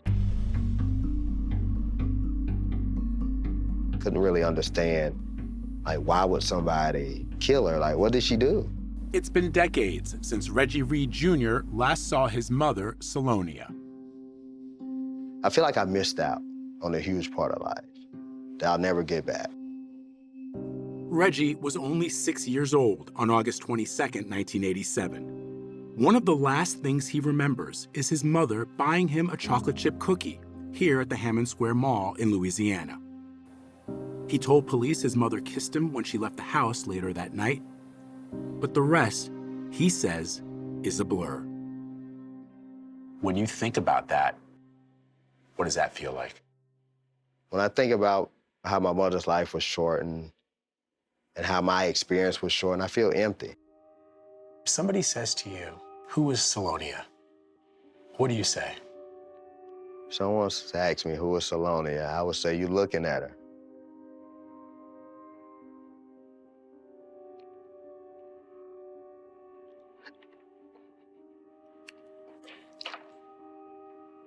Because based on the description, the memories, and what things people have shared, when I look in the mirror, I see my mother. Reggie's memories are at the heart of the memoir he's written about his mother's murder, The Day My Mother Never Came Home. Within these pages, you will find the memories of a 6-year-old boy whose mother was murdered, a 15-year-old young man searching for his place in the world without the guidance and encouragement of his mother. The night my mother went out and never came home, life for me and my father was basically flipped upside down. Charles Muse, now retired, was the police officer who found Salonia's body after taking the initial missing persons report from her husband, Reginald Reed. Salonia's body was in between the bucket seats of the car with her torso over into the back seat of the car. She had 16 pinpoint-like stab wounds in her upper torso, shoulder, and neck. Her blouse had been torn off. Her pants had been removed from her. She had been sexually assaulted as well. Louisiana State Police Lieutenant Barry Ward would eventually be assigned to the case years later. He was only 16 years old when Salonia was murdered.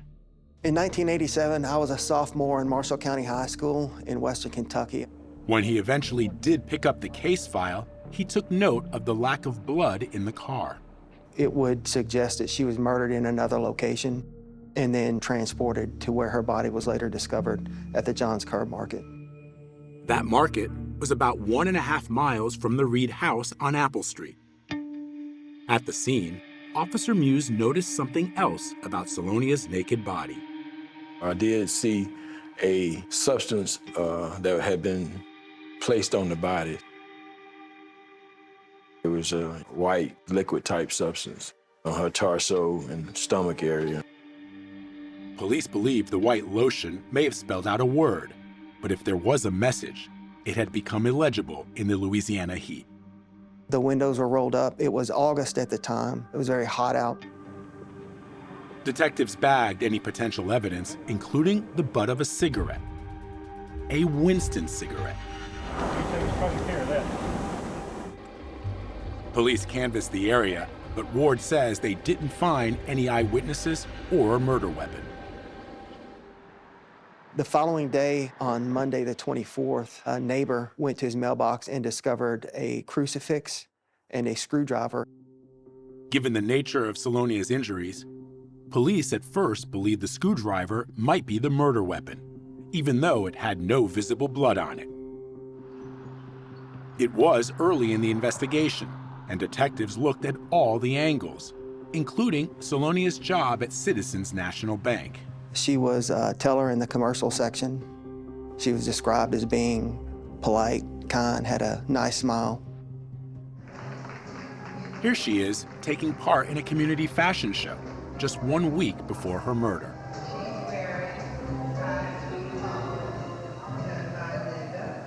Salonia and Reginald, who was a Marine and later a car salesman, met during their high school years. Salonia was known for being devoted to little Reggie, as everyone called him. But the night she disappeared, she left the 6-year-old at home with his father, according to what Reginald told police. He and his son, Reginald Jr., were going to stay and play video games while she went out to a local bar with her girlfriend. Officer Muse interviewed that friend, who denied she and Salonia had plans that night. Reginald told police he suspected Salonia had a boyfriend and admitted he and his wife had personal differences. But Ward says the police found no evidence of an affair. Based on the research that I had conducted, her coworkers, the people that knew her, said that she just went to work and came home, that she was always seen with her little boy. The day after her body was found, investigators searched the family home on Apple Street. The chief of police said that when he went in, it smelled like bleach in the house. Detectives looked for evidence that Salonia may have been killed there, but all they found was a freshly vacuumed carpet and the gold clasp of a necklace. Reginald gave investigators permission to interview little Reggie, the only other person in the home the night of the murder. In this police video, a detective questions Reggie as his father fidgets with a beanbag intended for his son. Tell me what you remember about that night. Reggie Jr. became his father's alibi. The boy said he and his father played video games and then slept together in the same sofa bed on that August night. Did anybody come over? Did anybody leave? Everybody stayed home that night? When little Reggie agrees that everybody stayed home, his father looks at him. Everybody? Everybody stayed home that night? Don't be afraid. Just, when she talks to you. Don't be afraid. We just talking. She will ask you just a few more questions. What's the matter, baby? He said he didn't want to talk no more. Oh, you don't want to talk no more? It's just the emotional part of it. Okay, that's all right. Look, didn't I tell you before that I'm your friend? Oh, he's here, baby. Okay, darling, I won't talk no more. You don't have to.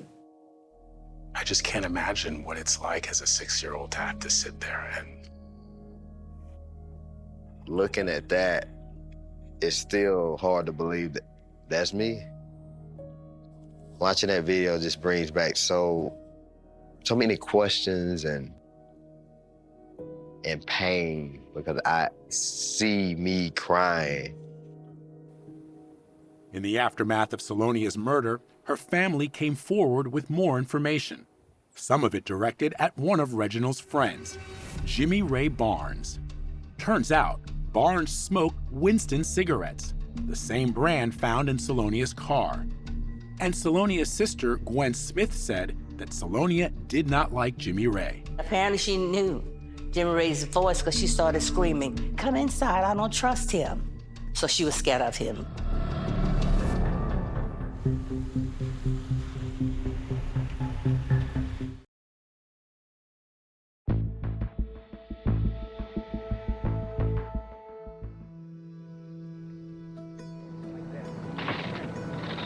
In the days after Salonia's murder, there was one name police kept hearing: Jimmy Ray Barnes, a friend of Reginald Sr. Jimmy Ray Barnes was an acquaintance of Reginald Reed. He hung out with him, he worked with him. Lieutenant Ward learned about a disturbing incident at a local beach where Salonia was swimming with little Reggie just days before the murder. They were on inner tubes. Jimmy flipped Salonia over. She didn't feel that it was a playful thing. She felt that it was deliberate and intentional.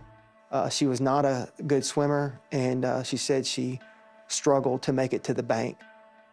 The next night, her sister Gwen said Salonia became frightened when a relative who was visiting Salonia spotted Jimmy Ray Barnes near her home.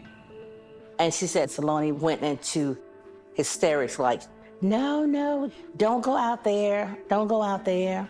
And within a few moments, Jimmy Ray Barnes walked around the corner of the house.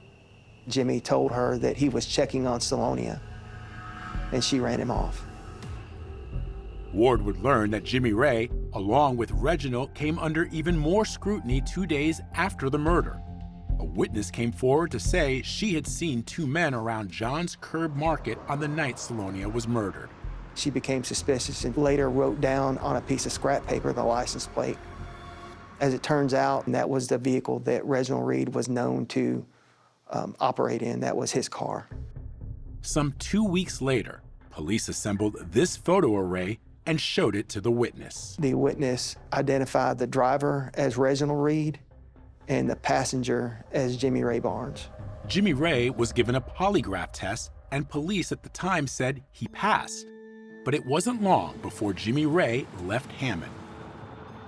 Reginald denied having anything to do with Salonia's murder. But neighbors told police the marriage was troubled. Family members say Salonia had accused her husband of physical abuse, and there was talk of divorce. The police continued investigating, but prosecutors never brought the case to a grand jury. There's a lot of circumstantial evidence in 1987 that pointed to Reginald Reed and Jimmy Ray Barnes. As far as a smoking gun, it was not there at that time. I started feeling like nothing was going to be done about her murder, and we would not get justice. Time passed, and Reginald continued to live in Hammond. He even ran for mayor in 1998. R.L. Reggie Reed, number 8. You can count on me. He lost that race, but he and little Reggie stayed in the family home, which today has fallen into disrepair. So this is it. What's it like for you to just come back here? I know you don't like to, but what does it feel like? I feel numb. Yeah, I feel numb. This is where it all started. You know, this is the halls I used to run. This is the TV room. This was the TV room. When you were playing Nintendo with your father the night that your mother was murdered, was that here? That was in this room. Reggie went on to attend college and later got an MBA. He moved out of Hammond and began working for a pharmaceutical company. There were no new developments on his mother's murder until 2011, when Lieutenant Barry Ward of the Louisiana State Police got involved. After I started interacting with Salonia's family, her sisters, I realized how important it was. Before Barry Ward came into the picture, I just felt like nobody cared about Salonia's case.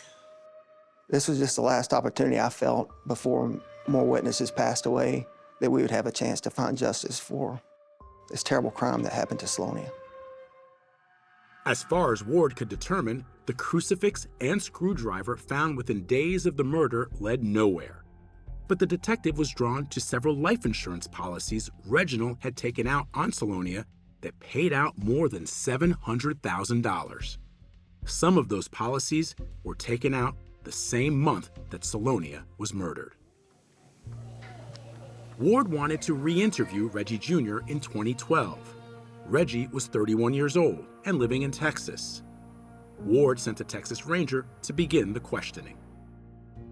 He told me why he was here, and it was to discuss my mother's murder.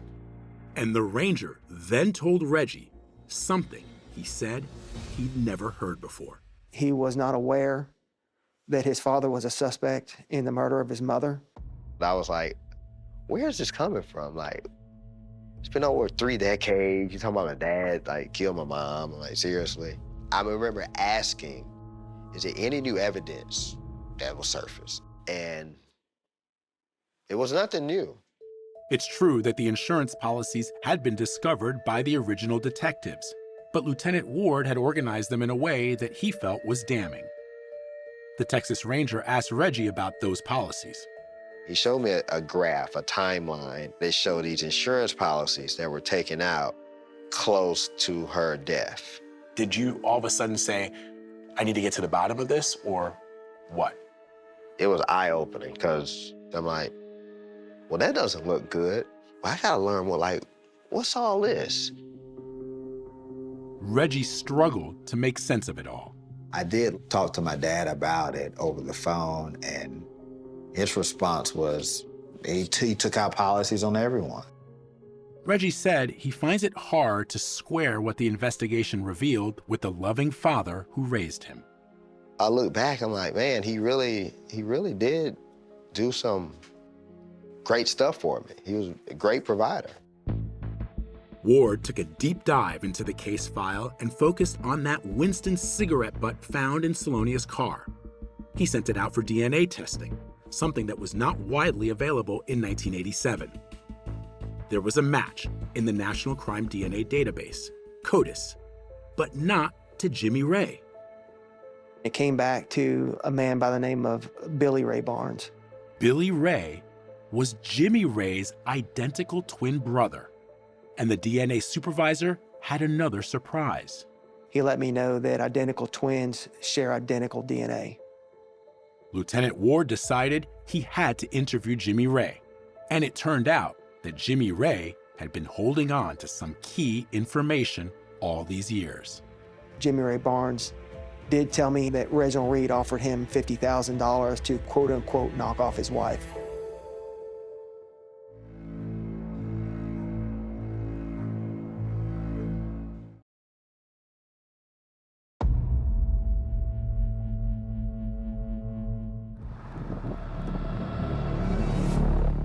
In July 2012, Lieutenant Barry Ward went on the hunt for Jimmy Ray Barnes, who had become a prime suspect in the Salonia Reed murder case after his DNA was linked to the crime scene. Ward found Barnes in the Atlanta area, where he said Barnes told him he'd fled Hammond because he was afraid of Reginald Reed. Barnes said back then he'd been shot at 3 times and hit once in the neck.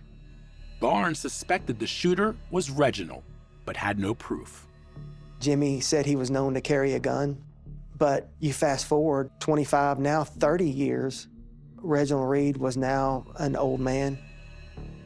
We're on. Okay. Barnes was ready to talk about Reed without a lawyer. I ain't got nothing to hide.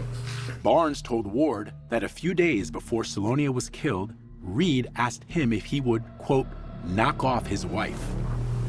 Reginald asked you if you would, quote, by your term, knock off his wife. And that means you took that to mean to kill her, to murder her. Right. What was your response to that? Hell no. Did he discuss any money with you? Yeah, he discussed money. Ward pressed Barnes to tell him how much money. More than $5,000? Yeah. More than $10,000? Yeah. More than $50,000? $50,000. He offered you $50,000? Yeah. Is that a guess, or is that the amount he offered you? That was the amount he offered. But Barnes told Ward that he would not repeat the story in court. I don't trust the law no more. Ward confronted Barnes about that polygraph test from the original case file.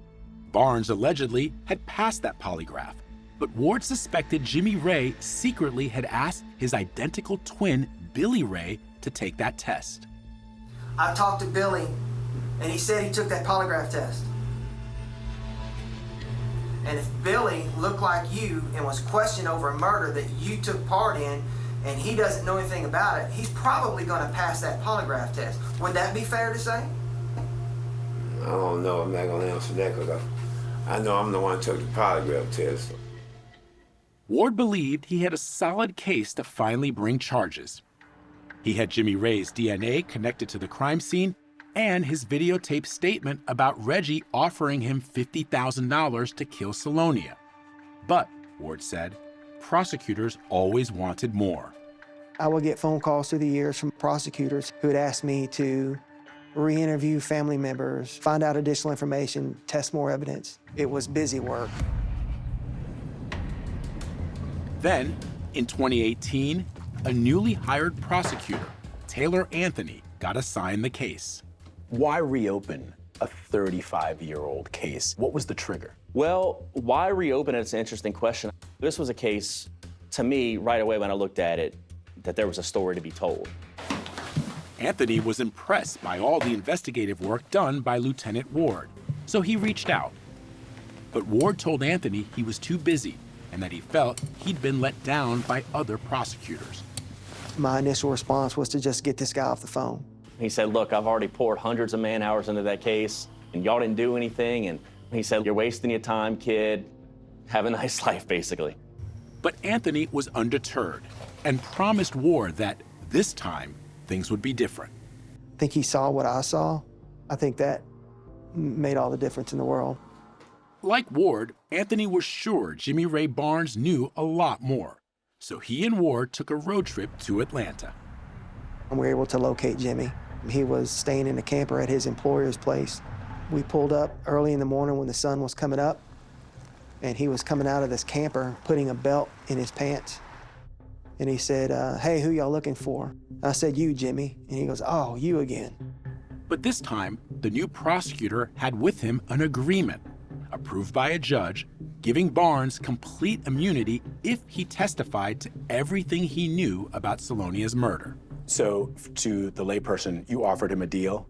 So I offered him what I would say would be the golden ticket. But Barnes rejected the offer. He did not trust me, he did not believe me, he did not want to talk to us.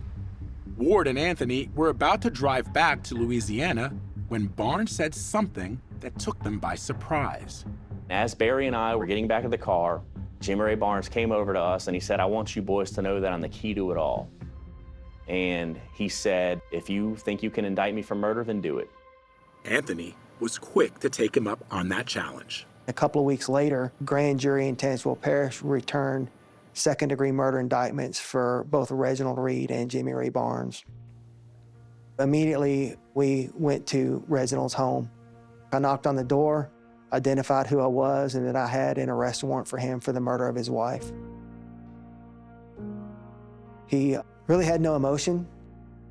The date was June 21st, 2019, more than 30 years after Salonia's murder. When Reginald was arrested, it was like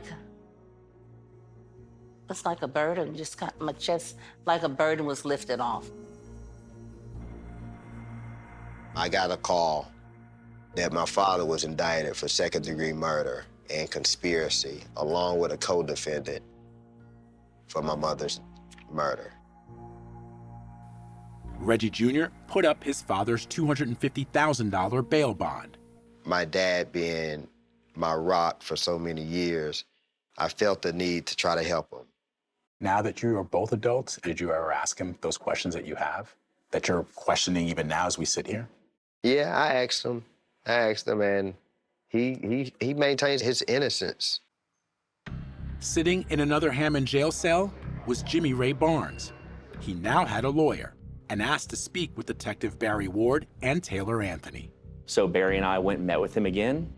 And in exchange for him telling us everything he knew, he was offered a deal to plead to accessory after the fact to murder and was given a 5-year prison sentence. The homicide trial of Reginald Reed was scheduled for November 2022, and Jimmy Ray had agreed to testify. Reggie Jr. hoped to hear never-before-revealed details of what had happened to his mother. I want to know what happened.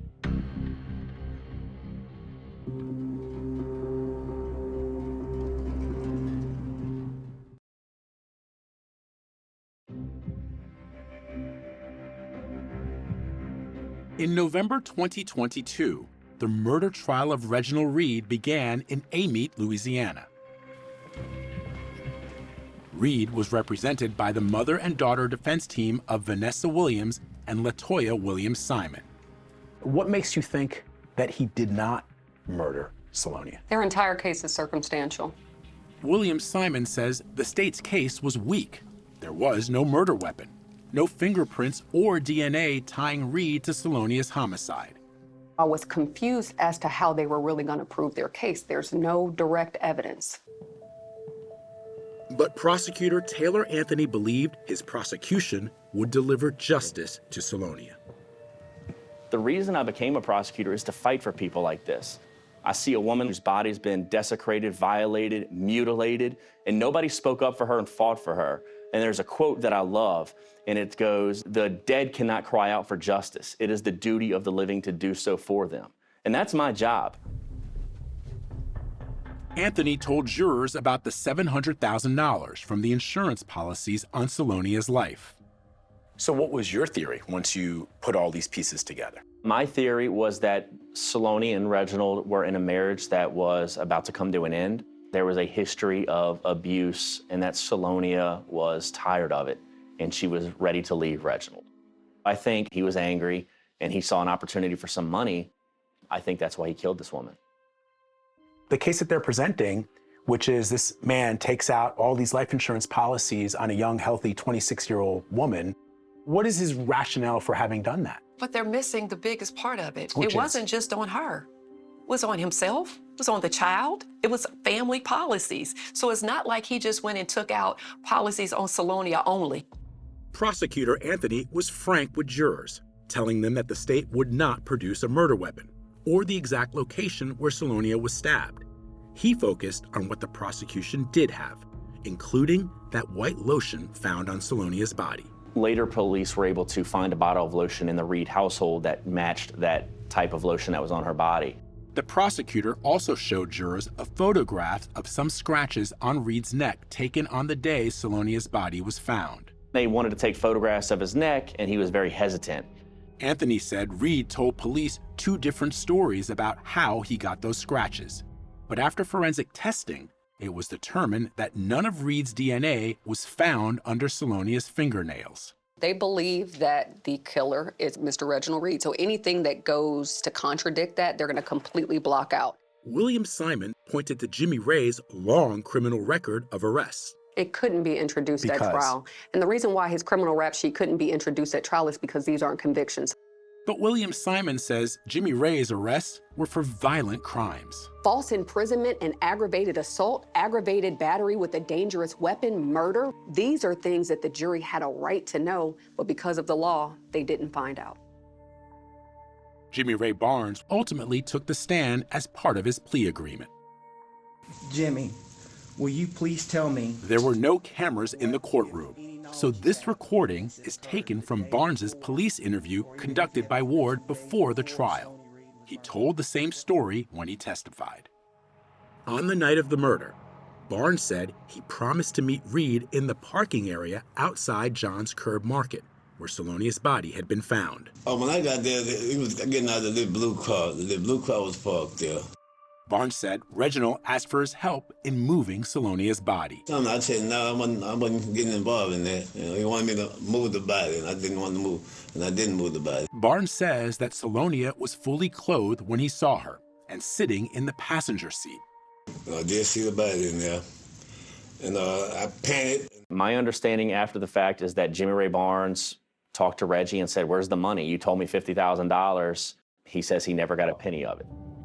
Prosecutor Anthony contends that after the men drove away, Reed returned and staged the crime scene, stripping off Salonia's clothes, covering her with that white lotion, and leaving other evidence to make it appear as a sex crime. And what does your dad say to that? He says it's completely BS. He says it's no way. We were at home playing Nintendo. William Simon had her own theory of what happened that night. All of the information that we've received about Jimmy Ray Barnes is that he was borderline obsessed with Salonia. I believe that maybe he encountered her, tried to make a pass at her, that was rejected, and that's where you see that anger, that rage, that hatred. Sitting through the trial, Reggie admitted that the relentless focus on his mother's murder was upsetting, especially as he watched that crime scene video, which he had never seen before. And it really struck a chord by just seeing my mother there, lifeless and just alone and dead.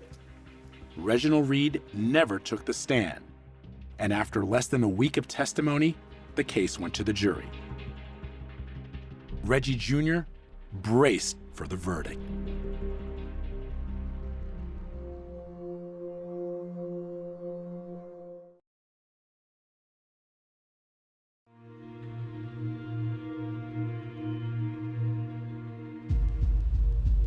As a prosecutor, when the jury deliberates, it's painstaking. You're just waiting and waiting and waiting.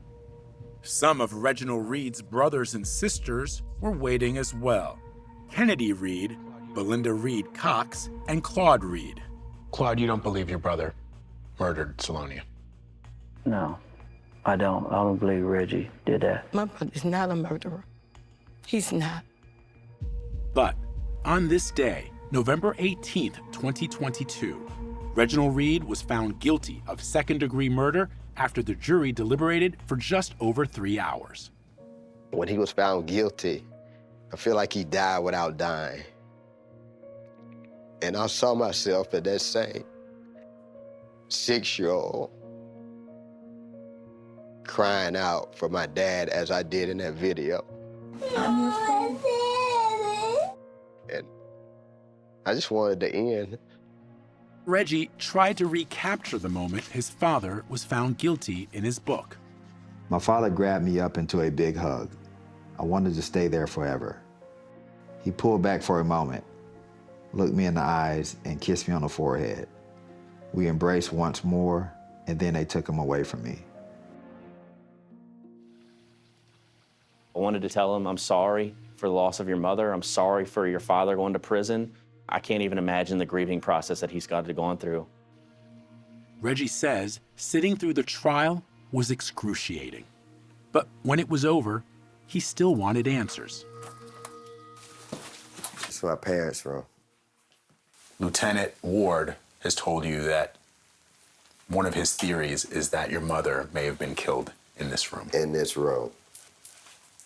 I just go back thinking of the manner and the way which she was killed. If she was killed here, how is it possible that they couldn't find anything? Where was I? Did you leave the house after I fell asleep? Questions Reggie cannot answer because he simply cannot remember. On January 30th, 2023, everyone piled back into the same courtroom where Reginald Reed was sentenced to life in prison without the possibility of parole. He did not offer any kind of explanation or statement and said nothing. You know, I want justice, but I didn't think justice was gonna come at the price of my dad going to prison for life.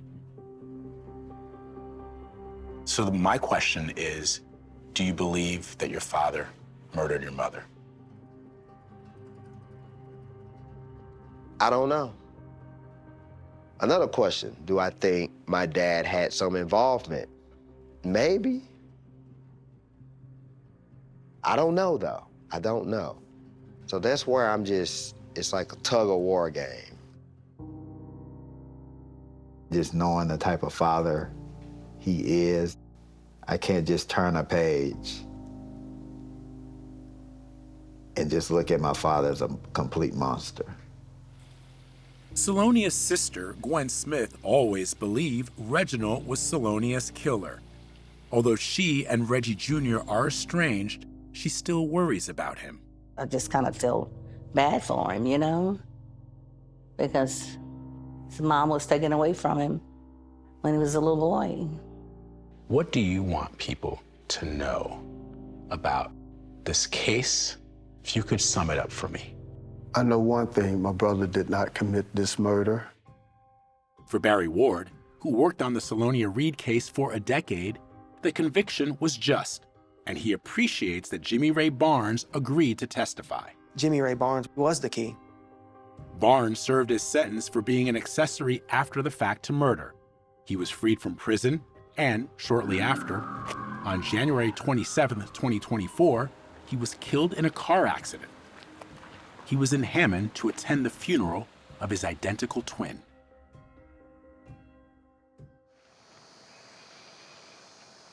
There are several cases throughout my career that stick out to me, and this is probably the main one.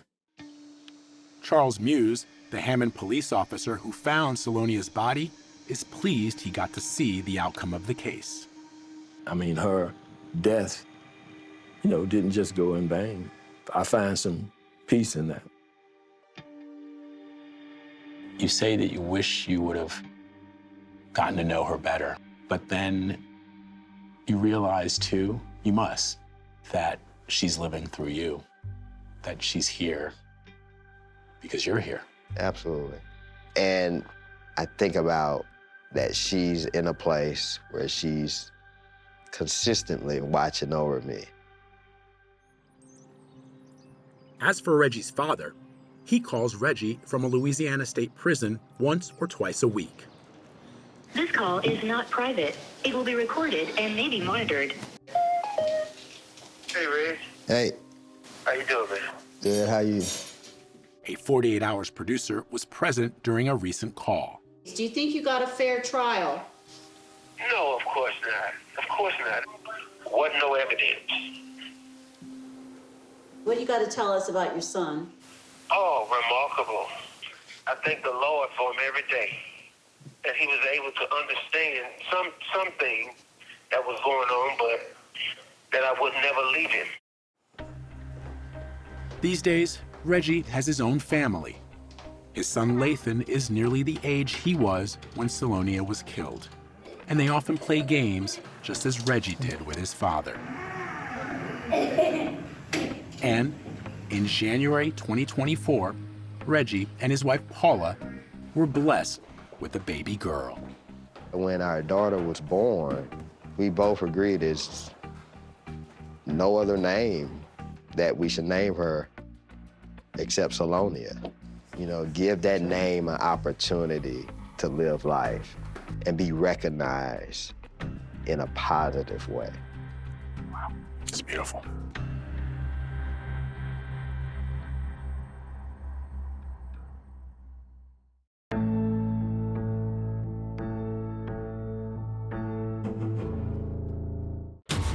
Something happened at the house.